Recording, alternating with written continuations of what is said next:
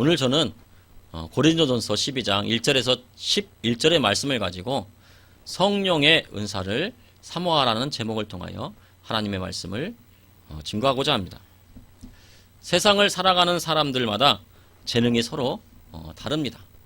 재능이 비슷한 사람도 있겠지만 많은 사람들이 그 재능이 다릅니다. 어떤 사람은 요리를 잘하고 어떤 사람은 노래를 잘하기도 하고 어떤 사람은 손재주가 좋습니다. 그런데 자신에게 있는 이런 재능이 있었는지 몰랐다가 갑자기 재능을 알게 되어 그 재능을 개발하고 성공한 사례들을 보게 됩니다. 주위를 보니 한 청년이 우연히 네이버 공모전에 존을 보고 소설을 올렸다가 대상을 받고 상금 5천만 원과 작가로 데뷔하는 것을 보게 되었습니다. 그 청년은 고등학교만 졸업하고 대학에 진학하지 않고 사회에 나아가 이런저런 일들을 하였습니다. 그는 국문학을 전공했다거나 작가 연습생으로 활동한 적도 없습니다. 그러함에도 자신의 재능을 찾게 되고 좋은 결과를 얻어 인생의 새로운 길을 개척하게 되었습니다. 하나님께서는 특별히 성도들에게 은사를 주셨습니다. 그런데 은사는 세상 사람들에게 주어지는 일반적인 재능과 비슷한 것 같습니다. 그러나 은사는 세상 사람들에게 주어지는 재능과 전혀 다른 것이며 하나님께서 그리스도인들에게만 주시는 것입니다. 오늘 본문을 통해 하나님께서 그리스도인들에게 주신 은사는 무엇이며 이 은사를 통해 주님께서 성도들에게 원하시는 뜻은 무엇인지 말씀을 통해 나누고자 합니다. 첫째, 성령의 은사를 주신 것은 그리스도의 복음을 증거하기 위한 것입니다. 고린도전서 12장 1절에 형제들아 신령한 것에 대하여 나는 너희가 알지 못하기를 원하지 아니하노라 라고 말씀하고 있습니다. 사도 바울은 에베소서에서 3년간 머물러 있는 동안 고린도에 있는 교회에 있는 형제 자매들에게 편지를 하였습니다. 고린도 교회에 있는 형제들이 신령한 것에 대해 알기를 원한다고 말합니다. 사울이 말한 신령한 것이란 헬라어로 톤 푸뉴마티콘으로 예언이나 방언 등과 같은 영적인 은사를 말합니다. 이렇게 사도 바울이 말한 영적인 은사는 하나님의 절대 주권하에 있는 은사이며 그런 체험을 하게 되는 것입니다. 은사로서 체험을 하게 되는 것입니다. 성령의 은사는 하나님께서 믿는 자들에게 주시는 은혜의 선물입니다. 고린도전서 12장 4절에 은사는 헬라어로 카리스마입니다. 우리가 보통 사람들이 보면 저 사람 카리스마가 있다. 이런 이야기는 저 사람에게 은사가 있다는 이야기입니다. 카리스마로 교회의 지도자나 신실한 성도들에게 주어지는 성령의 선물입니다. 바울 서신에서 선물 즉 카리스마는 무려 16번이나 반복해서 나옵니다. 이 선물은 은혜로 주신 것이기에 자신의 공적이나 공로로 받는 것이 아닙니다. 내가 부하기 때문에 받는 것도 아니고 내가 능력이 있어서 받는 것이 아니고 이것은 오직 하나님의 은혜로 받는 것입니다. 고린도전서 12장 2절에서 3절에 너희도 알거니와 너희가 이방인으로 있을 때 말 못하는 우상에게로 그는 그대로 끌려갔느니라. 그러므로 내가 너희에게 알리노니 하나님의 영으로 말하는 자는 누구든지 예수를 저주할 자라 하지 아니하고 또 성령으로 아니하고는 누구든지 예수를 주시라 할 수 없느니라. 고린도 교회 성도들은 그리스도의 복음을 듣기 전에는 나무를 깎아 만든다거나 주물을 부어 만드는 우상에 끌려다니며 허무한 인생을 살았습니다. 그러나 그리스도의 복음을 들은 후에는 예수님을 구주로 영접하게 되었습니다. 예수님을 영접하게 된 것과 그리스도를 주라 시인하게 된 것은 성령의 역사하심이 있었기 때문에 그렇게 할 수 있었던 것입니다. 믿지 않는 자가 그리스도를 주라 입술로 고백하지 못하는 것입니다. 여러분들도 세상에 나가서 믿지 않는 자에게 예수님을 주라고 고백해보라고 하면 고백을 하지 못합니다. 그러므로 은사는 하나님께서 값없이 주시는 선물입니다. 구원, 영생, 성령, 예수, 신령한 능력, 이것은 하나님이 주시는 은혜의 선물인 것입니다. 고린도전서 12장 5절에 직분은 여러 가지나 주는 같으며 은사는 하나님께서 은사를 주시는 것은 주님을 섬기기 위해 주어진 여러 가지 직분이나 봉사를 가리키는 것입니다. 하나님께서 받은 직분도 은사요. 여러 가지 봉사도 은사입니다. 내가 교회에서 봉사하는 거 은사입니다. 교회의 집사의 직분도 은사요. 주방에서 봉사하는 것도 은사요. 차량으로 봉사하는 것도 은사입니다. 교회에서 맡은 직분과 봉사는 하나님께서 주신 은사이므로 남을 위하여 사용될 때 그 가치가 있는 것입니다. 은사는 형제 자매를 세워주고 또한 섬기는 것을 말하는 것입니다. 봉사하는 것은 섬긴다는 것입니다. 그래서 형제 자매를 세워주고 봉사하는 것입니다. 고린도전서 12장 6절에 또 사역은 여러 가지나 모든 것을 모든 사람 가운데서 이루시는 하나님은 같으니, 성령의 은사는 모든 사람들 가운데 역사하시는 하나님의 능력 또는 역사하심을 말씀하고 있습니다. 즉 은사는 하나님의 능력을 경험하는 통로가 되는 것입니다. 은사를 통해 하나님의 능력과 역사하심과 나타내심과 이런 역사하심을 직접 체험한 사람들의 신앙은 그렇지 못한 사람들의 신앙보다 더 적극적인 신앙 자세를 가지게 됩니다. 성령 세례받고 성령의 은사 받은 사람은 받지 못한 사람보다 무엇인가 다르면 달랐지 확실히 다릅니다. 성령 세례 받은 성도는 대부분 그리스도를 믿는 신앙에서 벗어나지 않습니다. 그것은 성령님이 주시는 은혜 안에 완전히 잠겼던 체험을 했기 때문입니다. 우리가 성령 세례 받을 때, 은사 받을 때, 방언 받을 때 끊임없이 눈물이 막 흐르고 내가 울지 않으려고 해도 막 눈물이 납니다. 그러면서 회개가 나오고 그 회개를 통하여서 하나님께서 은사를 또 주십니다. 그런 것을 보았을 때 완전히 잠기는 체험을 했기 때문에 주님을 떠날 수 없게 되는 것입니다. 고린도서 12장 7절에 각 사람에게 성령을 나타내심은 유익하게 하려 하심이라. 성령의 은사는 나타내심을 의미하는 것입니다. 은사는 눈에 보일 수 있고 분명히 알 수 있는 상태로 구체적으로 나타나는 것입니다. 그리고 주님의 몸된 교회의 전체에 유익을 주는 것입니다. 그래서 성령의 은사는 개인적인 과시나 욕망을 위해서 사용되어서는 안 됩니다. 내가 은사 받았기 때문에 이것을 과시한다. 이것은 안 되는 것입니다. 어떤 교회를 보니 찬양대가 앞을 보게 되면은 봉사하고 섬겨야 되는데 그 섬기는 마음이 자기를 과시하는 마음이 되기 때문에 성도님들을 바라보고 찬양하는 것이 아니고 찬양대가 이 십자가를 앞을 보고 같이 찬양을 합니다. 그런 경우도 보았습니다. 성령의 은사에 대해 주님께서는 사도행전 1장 8절을 통해서 세 가지 주제로 말씀을 하셨습니다. 사도행전 1장 8절에 오직 성령이 너희에게 임하시면 너희가 권능을 받고 예루살렘과 온 유대와 사마리아와 땅끝까지 이르러 내 증인이 되리라 하시니라 라고 말씀하셨습니다. 사도행전 1장 8절을요 세 주제로 말하면 오직 성령이 너에게 임하시면 이 한 주제고요, 너희가 권능을 받고가 또 한 주제가 됩니다. 예루살렘과 온 유대와 사마리아와 땅끝까지 이르러 내 증인이 되리라 하시니라가 또한 한 주제가 됩니다. 오직 성령이 너희에게 임하시면 예수님께서는 하늘로 승천하시기 전에 제자들에게 성령의 세례를 주실 것을 다시 한번 확인시켜 주셨습니다. 그리고 너희가 권능을 받고 주님은 성령 세례로 인하여서 받게 될 성령의 은사에 대해서 강조하셨습니다. 예루살렘과 온 유대와 사마리아와 땅끝까지 이르러 내 증인이 되리라 하시며 그리스도의 복음을 증거하는 증인된 삶을 살 것을 말씀하셨습니다. 성령 세례는 그리스도인에게 성령의 은사로 이끌어줍니다. 그리고 그 은사는 그리스도의 복음을 증거할 수 있도록 강력한 힘을 주는 것입니다.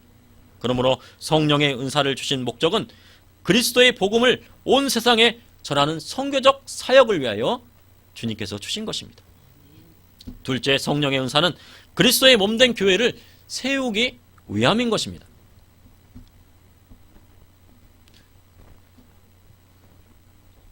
성령의 은사는 그리스도의 몸된 교회의 유익을 위해 허락하신 하나님의 특별한 선물로 주권적 하나님의 능력을 나타내시는 것을 말합니다.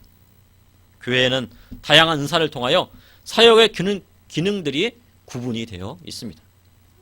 사람의 몸으로 비유하면 교회의 머리는 우리 구주 예수 그리스도이십니다. 교회의 머리는 교회를 주관하시며 경영하시는 분인 그리스도이신 것입니다. 교회의 몸은 머리를 중심으로 각 지체들이 있습니다. 다리도 있고 손도 있고 귀도 있고 입도 있고 눈도 있습니다. 어느 기관 하나도 중요하지 않은 기관이 없습니다. 하물며 눈 위에 있는 눈썹도 쓰임이 있습니다. 어떤 사람은 이 눈썹이 무슨 필요야. 그래서 면도기를 이렇게 눈썹을 밀었습니다.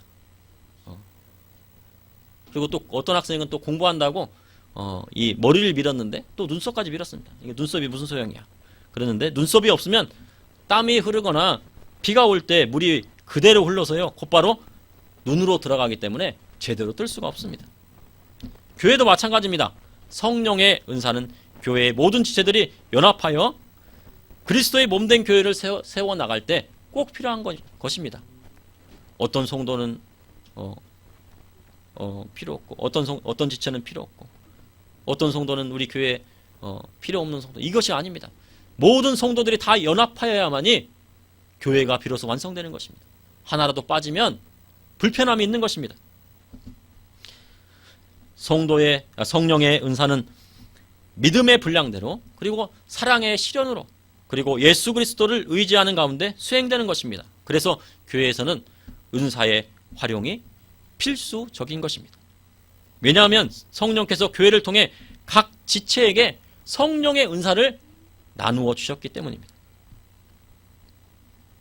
성령의 은사는 성도가 사역을 잘 감당할 수 있도록 하게 하며 교회의 지체로서 맡겨진 사명을 잘 감당할 수 있도록 도와주는 것입니다. 성령의 은사의 종류에 신약 성경에서 여러 곳에 나오지만 우리는 주로 고린도전서 오늘 본문의 12장 8절에서 10절의 말씀 9가지 은사에 대해서 말씀을 하고 있습니다. 어떤 사람에게는 성령으로 말미암아 지혜의 말씀을, 어떤 사람에게는 같은 성령을 따라 지식의 말씀을, 다른 사람에게는 같은 성령으로 믿음을, 어떤 사람에게는 한 성령으로 병 고치는 은사를, 어떤 사람에게는 능력 행함을, 어떤 사람에게는 예언함을, 어떤 사람에게는 영들 분별함을, 다른 사람에게는 각종 방언 말함을, 어떤 사람에게는 방언들 통역함을 주시나니. 처음에 세 가지 은사는 초자연적인 인식에 대한 능력을 부여하는 성령의 은사를 말하는 것입니다. 지혜의 말씀, 지식의 말씀, 영들 분별함. 영들 분별함이 뒤에 있는데 앞으로 같이 이렇게 묶었습니다. 다른 세 가지는 초자연적인 행위를 할 수 있도록 부여된 성령의 은사로 믿음, 병고침, 능력 행함이 있습니다. 끝에 세 가지는 초자연적으로 말하게 하는 능력을 주는 성령의 은사들로 예언과 방언과 방언과 방언 통역함이 있습니다. 지혜의 말씀은 하나님께서 주시는 은사입니다.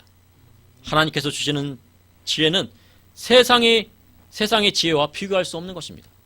그리고 하나님께서 주신 지혜는 창조적인 상상력이 있는 것입니다. 라이트 형제가 비행기를 처음 만들 때 이 새를 보면서, 하나님께서 만드신 새를 보면서 창조적인 상상력을 통하여 비행기를 처음으로 띄우게 된 것입니다. 바로 그것이 주님께서 주시는 창조적인 상상, 지혜의 말씀인 것입니다. 성경에서의 지혜는 하나님의 속성 가운데 하나입니다. 히브리인들에게 지혜의 특성은 근면, 정직, 절제, 순결, 덕행이라고 보았습니다. 하나님께서는 지혜를 구한 솔로몬에게요, 구하지 않은 것까지도 다 주었습니다. 그만큼 지혜를 얻는다는 것은 상당히 중요한 것입니다. 솔로몬은 한 아기를 가지고 싸우는 두 여인의 재판을 통해 하나님께서 주신 지혜를 사용하였습니다. 그리고 정확한 판결을 하였습니다. 재판하는 사람이 재판할 때마다 그 기준이 바뀌면 안 되잖아요. 진정한 재판관은 지혜의 말씀으로 재판하는 사람인 것입니다. 칼을 가져와 아이를 둘로 나누라 명하니 가짜 엄마는 둘로 나누라고 합니다. 이거 당신 것도 아니고 내 것도 못 되게 둘로 나눠라. 근데 진짜 엄마는 아기에 대한 소유권을 포기합니다. 그 아기는 내 아기가 아니어도 좋으니까 죽이지만 말아주세요. 그러므로 솔로몬은 악에 대한 소유권을 포기한 여인에게 아이를 준 것입니다. 이것이 바로 지혜의 말씀에서 오는 것입니다. 바리새인과 서기관들은 간음하는 현장에서 붙잡힌 여인을 데려옵니다. 그리고 그들은 주님께 이런 경우 어떻게 해야 할지 묻습니다. 예수님은 아무 말도 하지 않으시고 앉으셔서 땅에다 무엇인가를 글로 쓰십니다. 그리고 일어나셔서 너희 중에 죄 없는 자가 먼저 돌로 치라 하시니 비난하는 사람들이 다 양심의 가책을 느꼈습니다. 이 세상에 한 번이라도 태어나서 죄를 짓지 않은 사람들이 사람들을 찾기란 상당히 어려울 것입니다. 그 비난하는 사람들이 양심의 가책을 받고 다 돌아갑니다. 예수님은요, 하나님의 지혜가 충만하였습니다. 그리스도인은 하나님이 주시는 지혜의 말씀을 통해 살아갈 때 세상의 빛의 역할을 감당할 수 있게 되는 것입니다. 지식의 말씀은 헬라어 로고스 구노세오스입니다. 하나님의 말씀을 아는 능력을 말합니다. 다시 말하면 하나님의 말씀을 해석하여서 알리는 것입니다. 특별히 주의 종들에게는 이 지식의 말씀이 있어야 됩니다. 하나님의 말씀을 깊이 들여다볼 수 있는 눈이 필요합니다. 사람들이 찾지 못하는 성령님이 주시는 하나님의 비밀의 말씀을 깨달아 알려야 하는 것입니다. 또한 이 성경을 통하여 이 시대를 분별하여 이 시대를 어떻게 살아야 되는지 말씀 설교하는 것, 말씀을 전하는 것도 지식의 말씀의 한 종류인 것입니다. 엘리사는 성령님께서 주시는 말씀에 의해 적국 아람 왕이 침실에서 소근거린 것도 다 알고 있었습니다. 열왕기하 6장 12절에 그 신복 중에 한 사람이 이르되 우리 주 왕이여 아니로소이다. 오직 이스라엘 선지자 엘리사가 왕이 침실에서 하신 말씀을 이스라엘 왕에게 고하나이다 하는지라. 이 엘리사가 어떻게 아람 왕의 침실에서 하는 소리까지 다 들었겠습니까? 누가 가르쳐 주셨습니까? 바로 하나님이 지식의 말씀으로 가르쳐 주신 것입니다. 엘리사가 가지고 있었던 것은 그가 단순히 배우거나 익혀서 아는 지식이 아니라 하나님이 주시는 특별한 지식의 말씀이 말씀의 은사가 있었기 때문입니다. 또 영들 분별함에 대한 은사가 있습니다. 이 세상은 악한 영들이 역사하고 있습니다. 그리스도인에게 사단의 영적 공격이 올 때가 많이 있습니다. 또한 이단들이 하나님의 말씀을 가지고 유혹할 때가 있습니다. 이러할 때 하나님의 말씀에 온전히 서 있지 않으면 이단에 넘어갈 수밖에 없습니다. 또 자녀들을 악한 이단에 빼앗기는 것을 보게 됩니다. 악한 이단에 그 자녀를 빼앗겼는데요. 보니까 목사님 자녀입니다. 장로님 자녀입니다. 목사님 자녀고 장로님 자녀면은 이단의 속에 빠지지 않을 것 같았는데 빠져가지고요 집에 들어오지를 않습니다. 이것이 어떻게 된 것입니까? 그러므로 성도는 하나님의 말씀 위에 올바로 서 있어야 하며 자녀를 하나님의 말씀으로 양육하고 이단을 구별하는 방법을 경우에 따라서는 가르쳐야 하는 것입니다. 또한 복음을 증거할 때 하나님께서 왕에 나아갈지라도 성령이 모든 것을 가르쳐 주시고 모든 말을 생각나게 하실 것을 말씀하셨습니다. 요한복음 14장 26절에 보혜사 곧 아버지께서 내 이름으로 보내실 성령 그가 너에게 모든 것을 가르치고 내가 너에게 말한 모든 것을 생각나게 하리라 하셨습니다. 바로 복음을 증거해야 될 곳에 가게 되면 하나님께서 말씀을 성령의 은사로 주시는 것입니다. 내가 김정은 앞에 선다 할지라도 무슨 말을 해야 될지는 성령의 은사로 말씀을 주시는 것입니다. 초자연적인 행위를 할 수 있도록 부여된 은사가 있습니다. 하나님께서는 은사를 통하여 초자연적인 기적을 베풀어 주심으로 강력한 복음 증거를 나타내십니다. 이러한 은사는 믿음과 병 고침과 능력, 행함이 있습니다. 스데반 집사님은 예수 그리스도께서 메시아 되심을 유대인들에게 강력히 증거했습니다. 그리하여 유대의 제사장들과 그 무리들에게 붙들려 죽게 되었습니다. 돌로 맞아서 죽게 될 순간입니다. 그러나 그 앞에서도 믿음을 잃지 아니하고 담대히 복음을 증거하였고 순교하게 되겠습니다. 이것은 바로 믿음의 은사인 것입니다. 이것이 믿음의 은사인 것입니다. 베드로와 요한이 성전에 들어갈 때 성전 비문 앞에 구걸하는 안진뱅이가 있었습니다. 성도가 은과 금은 내게 없거니와 내게 있는 것을 내게 주니 나사렛 예수 그리스도의 이름으로 일어나 걸으라 하니 그가 발에 힘을 얻고 일어나 걸었습니다. 이것은 능력 행함과 질병의 치료인 것입니다. 이것은 예수님을 믿지 않는 나라나 민족에서 선교사님들이 복음을 증거할 때 나타나는 강력한 하나님의 능력인 것입니다. 또한 초자연적으로 말하게 하는 능력을 주는 성령의 은사들로 예언과 방언과 방언 통역이 있습니다. 은사는 하나님 앞에 간절히 사모하는 자에게 주십니다. 특별히 성령 세례의 육체적인 증거를 대라고 하면 바로 방언을 말할 수가 있습니다. 방언은 하나님과의 영적인 기도입니다.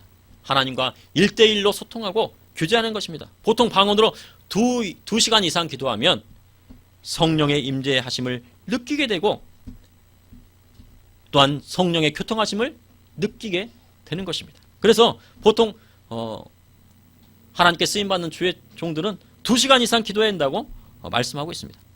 방언이 개인에게 유익이 있다면 예언은 교회의 덕을 세웁니다. 고린도전서 14장 1절에 사랑을 추구하며 신령한 것들을 사모하되 특별히 예언하려고 하라 하였습니다. 이는 사람들을 권면하고 위로하며 덕을 세우기 때문입니다. 방언을 말하는 사람은 자기 덕을 세우고 예언하는 자는 교회의 덕을 세우는 것입니다. 그러므로 방언하는 자는 통역의 은사를 받아 교회의 덕을 세우는 데 힘을 써야 합니다. 방언을 하는데 이것을 통역하게 되면 그것이 바로 예언이 되는 것입니다.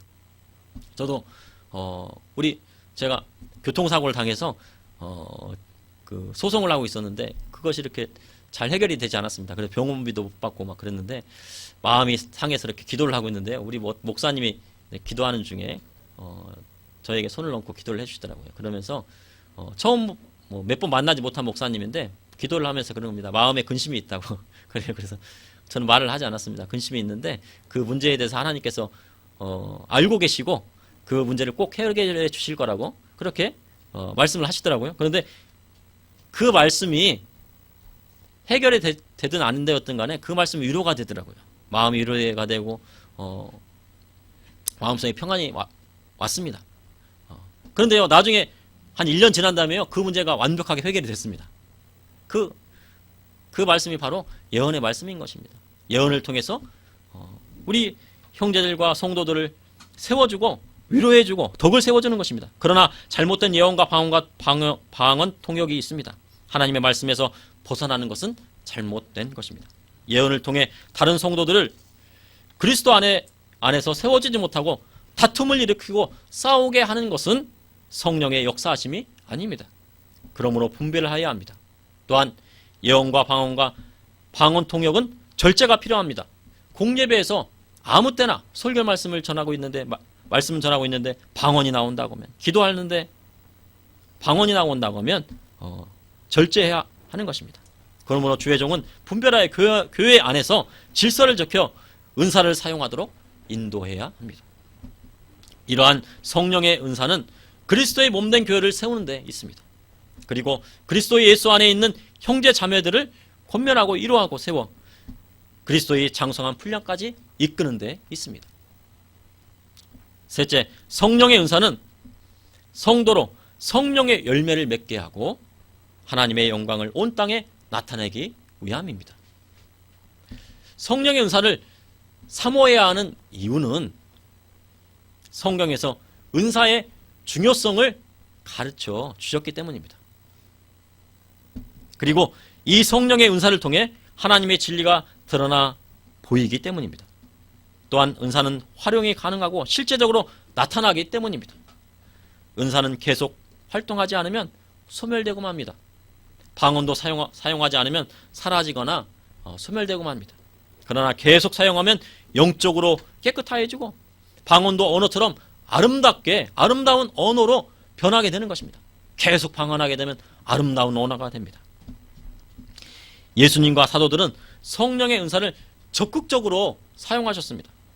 우리가 주의 부르심을 받은 것은 예수님이 행하신 그 일을 우리도 하고 예수님이 가지고 계신 그 능력도 우리도 받아 그 일을 실제적으로 감당하기 위한 것입니다. 그러므로 은사를 사모해야 됩니다. 또한 그리스도인들이 특별히 관심을 가져야 하는 것은 성령의 열매입니다. 성령의 은사를 받고 사용하는 자는 성령의 열매를 맺게 되어 있습니다. 성령의 은사가 있다고 하면서 성령의 열매를 맺지 않는 것은 그것은 크게 잘못된 것입니다. 무언가 이상한 것입니다. 영을 분별해야 하는 것입니다. 이단이 우리와 다른 것은 처음은 비슷하나 끝이 다르기 때문입니다. 이단은 성령의 열매를 맺지 못하고 사람을 파멸하고 가정을 파괴합니다. 갈라디아서 5장의 성령의 열매는 예수 그리스도의 성품과 연결됨을 보여줍니다. 그 성품이 무엇입니까? 사랑과 희락과 화평과 오랩 참음과 자비와 양성과 충성과 온유와 절제입니다. 모든 은사들이 교회 안에서 함께 나타나고 제 기능을 발휘할 때 은사는 참된 의미를 발휘합니다.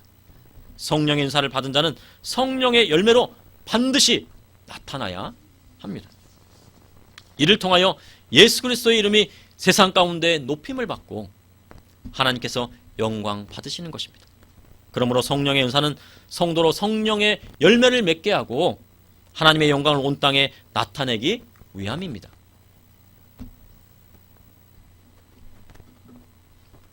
교회는 초대교회의 모습을 회복해야 합니다. 그것이 가장 이상적인 교회인 것입니다. 교회 안에서 성도들이 성령 세례를 받고 성령의 은사를 받아 각 지체를 세워지고 성령의 열매를 맺을 때 하나님 나라가 이 땅 가운데 임하게 되는 것입니다. 교회의 성령의 은사가 충만하면 능력 있는 복음 전도가 가능하게 되는 것입니다. 성령의 은사가 질서 있게 사용되면 교회가 온전하여지고 은혜의 충만, 성령 충만한 교회가 되는 것입니다. 그리고 부흥도 따라오게 되는 것입니다. 성령 세례가 있는 곳, 성령이 충만한 곳, 성령의 은사가 있는 곳은 사람들이 몰려들게 되어 있습니다. 그리고 주의 복음을 듣기 위해 몰려들게 되어 있습니다. 그리고 그리스도의 사랑으로 충만하게 되어 하나님 앞에 영광 돌리는 진정한 교회의 모습을 회복하게 되는 것입니다.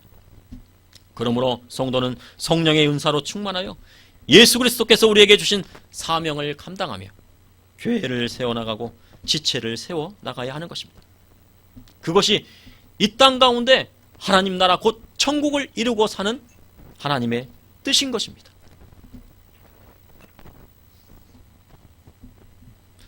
기도하겠습니다. 주님 감사합니다. 오늘도 주님 말씀을 허락하여 주심을 감사합니다. 주님 우리가 성령 세례받고 또한 성령의 은사를 사모하게 하여 주시옵소서.